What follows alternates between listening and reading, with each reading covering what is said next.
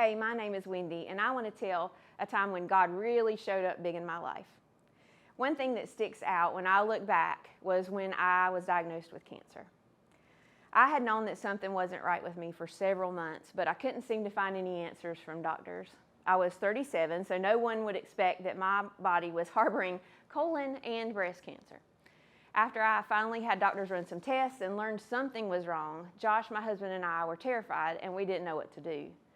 After I was diagnosed, I faced chemo and then surgery. I was so worried about my kids. They were third grade and first graders, how they would do with a sick mom at the best and without a mom at worst. There were many sleepless nights and many, many tears. We prayed with our family and our church family and trusted that God would lead and guide the doctors.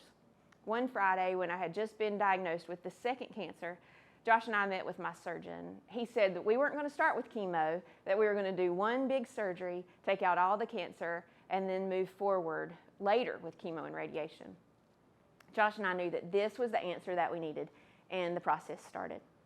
The journey ended up being a big surgery, and then a year of active treatment, and then 5 more years of oral medication.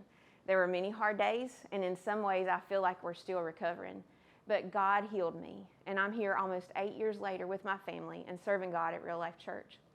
He was so present with us, from making those beginning decisions to scheduling surgery and then through the hard days afterwards. I'm so thankful I get to walk this journey of life with Jesus. Now, if you're facing a hard diagnosis or walking on a road you never thought you'd be on, please know that walking through those hard times with Jesus makes things better. Now, if you'd like to share part of your story, if this makes you think of something that you think would help somebody else, why don't you email Nick at discoverreallife.net and we'll get started.